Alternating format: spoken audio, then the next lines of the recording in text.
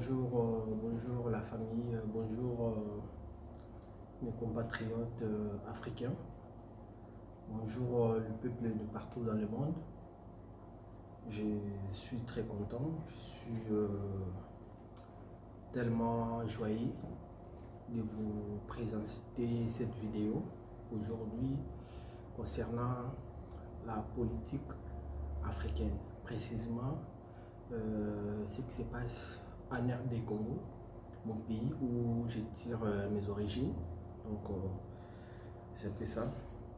Comme j'avais dit déjà au début de notre chaîne, que cette chaîne c'est une chaîne socioculturelle et je vous avais déjà prévu qu'on aura beaucoup d'émissions, on aura pas mal de choses que nous allons faire ensemble pour éduquer la masse, pour aider certaines personnes peut-être ils étaient dans l'ignorance, de retrouver d'autres pistes afin de faire les choses bien et d'évoluer dans leur vie. Parce que dans la vie, si vous ne vous intéressez pas à la politique ça va s'intéresser à vous. Donc notre sujet d'aujourd'hui, c'est le comportement des Congolais face à la politique. Le comportement des Congolais face à la politique. Il y a quelques tranches d'âge que je prendrai aujourd'hui et on va essayer de développer ça parce que je commencerai d'abord par la jeunesse parce que un pays qu'on ignore la jeunesse, c'est un pays qui n'aura pas d'avenir. Donc c'est la raison pour laquelle vous me voyez là. Je suis jeune, mais ce n'est pas un jeune comme toute autre personne. C'est un jeune qui réfléchit, un jeune qui sait ce qu'il veut dans la vie. Et pourquoi pas aider aussi certaines personnes parce que l'intellectualisme ou la sagesse, ça s'acquiert du jour au jour et ça s'améliore au fur et à mesure que vous évoluez, que vous voulez développer et vous allez comprendre que non, il y a pas mal de choses que vous devez encore arranger. Donc on est là dans la complémentarité. Si vous trouvez, je ne suis pas super, je ne suis pas meilleur plus que d'autres gens, mais sauf que on essaye de faire très bien, on essaye de se démarquer dans la masse parce que c'est la différence qui fait la force. Donc c'est la raison pour laquelle je suis là. Donc les comportements des Congolais face à la politique. Oui, on parle aujourd'hui de la RD Congo, mais pas mal d'autres pays africains aussi, ils peuvent aussi regarder ça parce que ça peut aussi vous aider. Donc c'est en général les comportements face à des populations face à la politique, mais en particulier, je prie la RDC parce qu'il y a certains pays, je n'ai pas encore eu le temps de fréquenter, je ne peux pas parler des choses que je ne maîtrise pas et ça n'aura pas la force, ça ne donnera pas la force. Donc merci beaucoup la personne qui est devant vous. Je suis une personne et que j'ai fait aussi mes études. C'est grâce à ça que j'ai acquis aussi les connaissances à l'université parce que des critiques de suggestions et les analyses que je suis en train de faire là, ce sont les choses apprises à l'université, ce ne sont pas les choses ramassées, soit venir imaginer parce que tu es en Europe, non, ce n'est pas ça. Donc je vais prendre d'abord par rapport aux jeunes, j'aimerais dire à la jeunesse congolaise, vraiment, levez-vous, levons-nous, c'est le moment est arrivé. N'attends pas d'avoir 60 ans pour commencer à s'intéresser à la politique parce que dans la vie, si tu ne t'intéresses pas à la politique, ça va s'intéresser à toi. Donc c'est pour cela que nous avons l'intérêt de s'intéresser à la politique, de voir comment est-ce que les choses ça se passe. Donc c'est la raison pour laquelle, c'est le but même. Donc la jeunesse, je suis là pour réveiller un jeune. Sachez que les grandes personnes qu'on est en train de voir là, ça ne sera pas facile de nous laisser la place. Non, c'est à nous de faire un effort, de les montrer de quoi on est capable. À ce moment, ils n'auront pas le choix. Parce que quand une personne connaît, il connaît. Quand une personne il connaît. Aucune personne peut enlever l'intelligence qui est en vous. Aucune personne. Donc aujourd'hui, on est en train de voir les constats. On fait le constat par rapport à notre pays, la RDC. Les gens sont en train de dire tel président, bon, je ne peux pas aller de gauche à droite. J'ai ces messages c'est pour les jeunes Congolais, pour la population congolaise et pour le président de la République, Antoine Félix Tshisekedi. Je sais qu'un jour, vous aurez l'occasion de suivre cette vidéo. Il y a certains jeunes qui réfléchissent, il y a certains jeunes Congolais qui aiment le développement de leur pays, comme nous autres. C'est la raison pour laquelle on est là. Vraiment, on est en train de voir, il y a le développement dans beaucoup de pays.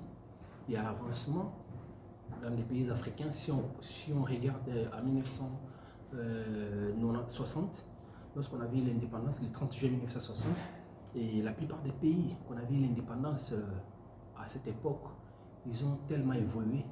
Mais nous, jusqu'aujourd'hui, on continue à tourner, on continue à stagner. Et le moment est arrivé. Le moment est arrivé, il n'y a pas d'avancement. Il n'y a pas d'avancement, il n'y a pas d'amélioration. Il n'y a qu'un groupe de gens qui bénéficient du bien de la République.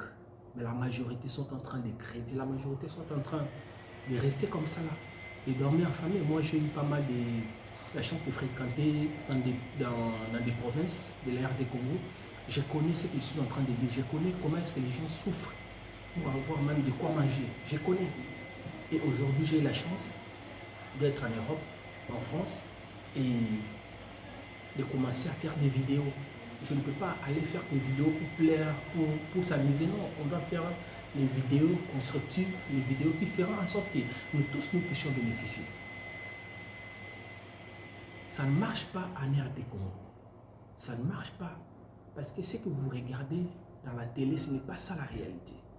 Ce n'est pas ça la réalité. Vous allez vous demander comment un serviteur de Dieu peut parler de la politique. Oui, je parle de la politique. Aujourd'hui, nous parlons de Salomon. Il était politicien. David, il était politicien.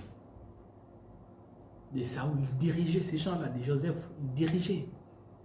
Même Moïse, le grand prophète de tous les temps, à un moment donné, il était aussi politicien. Parce que même pour l'organisation dans le désert, lui-même, il ne devait pas tout faire. Après, il avait délégué certaines personnes.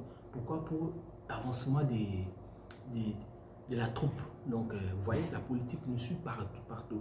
Si vous ne vous intéressez pas à la politique va s'intéresser à vous. Les jeunes, levez-vous. Levez-vous, levez-vous, levez-vous. Le moment est arrivé. Pourquoi vous sous-estimez? Vous se sous-estimez pourquoi? Pourquoi? Vous pouvez faire quelque chose pour ton pays. Vous pouvez faire quelque chose. Moi, je crois en vous. J'ai toujours dit dans mes vidéos, je crois en vous. Les jeunes, levez-vous. Levez-vous, levez-vous. Prenez des décisions. Prenez des décisions fermes. Prenez des décisions.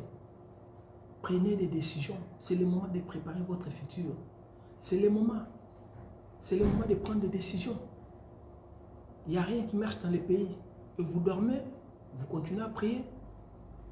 Aucun pays s'était libéré dans la prière seulement. Aucun pays du monde. Ça s'est fait libérer juste dans la prière. Non. Il y a la place de la prière, il y a aussi la prise de décision. Les jeunes, levez-vous. Vous êtes nombreux. Vous êtes nombreux. N'attendez pas les vieux là qui sont au pouvoir de vous donner la place. Non. Ça sera difficile. Vous n'aurez pas la place. Vous n'aurez pas la place. Faisons la violence intellectuelle. Faisons la violence intellectuelle. Faisons la violence intellectuelle. C'est très important. Je vois aujourd'hui, il y a eu les élections. Au Congo, les gens souffraient. Les gens disaient que non. Niveau Kabila qui est Tshisekedi l'année passée. Et ce qui est grave, la personne vous disait que non, il ne travaille pas bien, il ne fait rien. Et vous êtes là. Il a pris encore un autre mandat. Vous imaginez le dégât? Vous imaginez les dégâts? Les diasporas, levez-vous. Levez-vous, levez-vous, levez-vous. Aujourd'hui, on a peur des Arabes. Pourquoi? Les Arabes, ce sont des personnes qui savent dire non dans leur vie. Mais les Africains noirs, c'est compliqué. Les Congolais n'en parlent même pas. Vous attendez quoi? Que Dieu puisse descendre pour vous délivrer? Vous n'aurez pas la délivrance dans la Bible. Aucun pays s'était libéré dans la prière. Aucun pays. Aucun pays. Faites d'abord pas et le reste, Dieu fera cela. Aidez-vous et le ciel vous aidera. le jeune, levez-vous, sensibilisez les gens. Si ça ne va pas au pays, prenez des décisions. On avait vu à l'époque de Kabila. Est-ce que vous voulez encore rajouter après ces 18 ans de mandat? Les gens s'étaient levés. Est-ce que le Kabila, il avait continué encore? Non. Il n'avait pas continué. Il avait laissé le pouvoir. C'est pareil. Si vous sentez que notre président, il était élu, il ne fait pas très bien son travail, pourquoi attendre seulement 5 ans? Parce que jusqu'à aujourd'hui, les gens pleurent en Afrique. Au Congo, les gens pleurent dans des pays africains. Les gens pleurent. Il n'y a pas de développement. Si aujourd'hui, vous voyez, si vous voulez regarder réellement qu'il y a un sérieux problème en Afrique et surtout au Congo, allez seulement en Afrique subsaharienne, en Afrique du Nord, le Maroc, la Tunisie, des pays, la Libye, vous allez voir qu'il n'y a que des Africains noirs qui sont là, en train de chercher à tenter pour traverser. Pourquoi? Ils font l'exode. À cause de quoi? De la misère. À cause de quoi? De la pauvreté. Jeunes, les gens qui sont aujourd'hui vieux, qui sont en train de souffrir, qui sont en train de pleurer, ils étaient comme vous et moi. Demain, aujourd'hui, vous avez la force. Demain, vous n'aurez plus cette force-là. Même si vous êtes ici en Europe, vous me regardez. Les choses changent ici. Les choses changent en Europe. Faisons un effort. Faisons un effort. Je ne vous envoie pas la violence, mais une violence intellectuelle. Une violence médiatique. Il y a une façon de passer les messages dans le calme. Vous n'êtes pas censé insulter les gens. Vous n'êtes pas censé dire de n'importe quoi, de gros mots. Non. Même dans le silence, vous pouvez passer le message. Même dans le silence, vous pouvez faire quelque chose. Le jeune, levez-vous. Levez-vous, levez-vous, levez-vous. Aujourd'hui, nous gagnons des 1500, des 1800. Peut-être que vous n'avez pas assez de charges, vous trouvez ça normal. Des mois après demain, lorsque vous aurez une femme, vous aurez des enfants, vous avez une famille, vous allez voir que non, réellement, ce qu'on nous disait là, ce n'était pas une blague. Un jour, vous allez se souvenir de ce que je suis en train de vous dire ici. Oui, je suis là pour éduquer la masse. Je suis là pour motiver un jeune. Mais les opportunités dans la vie est individuelle. Je suis en train de faire ma part. Vous aussi. Pour que demain après demain, vous ne devenez pas une personne aigrie, c'est le moment de faire les choses bien. C'est le moment de prendre la conscience. C'est le moment de savoir réellement ce que vous voulez devenir demain dans la vie. Tout ça se prépare dans le présent. Vous êtes ici en Europe. Vous dormez, vous vous réveillez, vous ne pensez pas. Des mois après demain, vous avez l'habitude de dire, moi je ne m'intéresse pas à la politique là, je ne vis plus là-bas. Ah, la politique va s'intéresser à vous parce que vous avez des familles là-bas. Tout l'argent que vous allez commencer à gagner ici, ça va commencer à aller là-bas parce qu'il y aura trop de demandes. Je ne pense pas que non, vous accepterez voir ton père être en train de mourir à l'hôpital à cause de 2000 euros et vous avez 2000 euros ici juste à la banque, c'est que vous aviez gardé pendant beaucoup de temps. Et vous allez accepter que ton père meurt comme ça. Non, vous allez envoyer ça. Vous voyez? Pour éviter toutes ces choses-là, c'est le moment. C'est le moment. Jeunes, levez-vous. Prends la conscience. Arrêtez de boire sans contrôler. Buvez avec modération. Buvez avec modération. Pensez à économiser. Pensez à développer des projets qui feront en sorte que demain après demain, que vous ayez une bonne vie. Je pense que c'est le début de ces émissions concernant mes interventions sur la politique. Il y aura d'autres intervenants. On va essayer un peu de décortiquer ça, les comportements des Congolais face à la politique. Nous, les Congolais, on a l'habitude de dire « Ah, ça ne m'intéresse pas. La politique, là, ça ne m'intéresse pas. Même vous vivez là-bas. Vous qui sont encore là-bas. Vous vivez là-bas. Il faut s'intéresser à la politique. La révolution commence toujours par une seule personne. Aujourd'hui, nous parlons de Martin Luther King, le grand pasteur américain. Pourquoi? C'était grâce à quoi? À une révolution. Il avait commencé, il était seul. Après, il a eu beaucoup de personnes et il est devenu célèbre. Jusqu'aujourd'hui, on parle de lui. C'est comme ça dans la vie. Faisons un effort. Faisons un effort de se développer. Faisons un effort. Même vous-même, dans votre quartier, vous pouvez Tant que vous sentez que ça ne va pas, vous pouvez vous lever et commencer quelque chose. Et commencer à revendiquer. C'est comme ça. Vous pouvez devenir célèbre. Vous pouvez devenir célèbre. Je vous assure. Vous êtes là, peut-être vous avez déjà 40 ans. Mais vous ne faites rien. Vous avez fait les études. Jusqu'aujourd'hui, il n'y a pas de changement. Il n'y a pas de travail. Et vous trouvez ça normal, vous acclamez Fatih Béton. Les Africains, réveillez-vous. Réveillez-vous, le moment est arrivé. Réveillez-vous, le moment est arrivé. Même si vous êtes exilé ici, un jour vous allez retourner dans votre pays. Même si vous êtes dans l'esclavagisme, on avait vu les enfants d'Israël, 400 ans en Égypte. Après, il y avait un jour, ils étaient rentrés. Vous ne savez pas. Peut-être des mois après demain, vous pourrez tourner. Qu'est-ce que vous êtes en train de faire? On fuit nos pays pour venir ici. Pourquoi? Parce que la politique, elle est stable ici. Tout est réglementé. C'est la raison pour laquelle on est là. Qui fait toutes ces choses-là, c'est quoi? C'est la politique. Et on a pas mal de richesses dans notre pays. C'est-à-dire qu'on peut faire mieux qu'ici, ici. On peut faire mieux.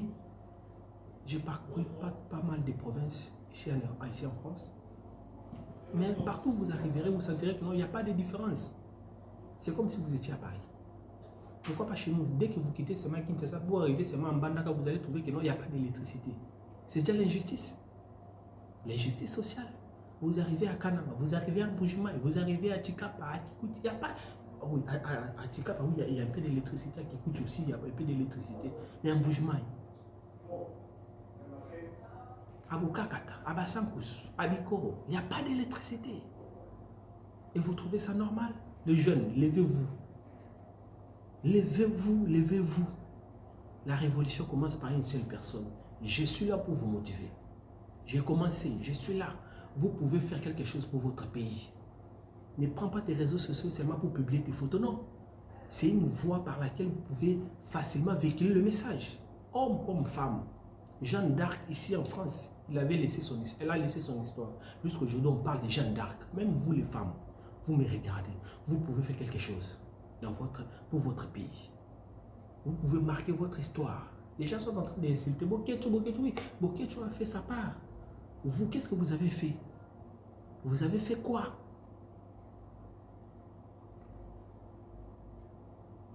Je pense que c'est juste le début. On aura le temps d'en parler encore. Je suis arrivé à la fin, je ne peux pas prendre beaucoup de temps. Et on aura le temps, si vous avez des sujets, si vous avez des opinions pour passer, débattre, on est là. On est là, il ne faut jamais vous sous-estimer dans la vie.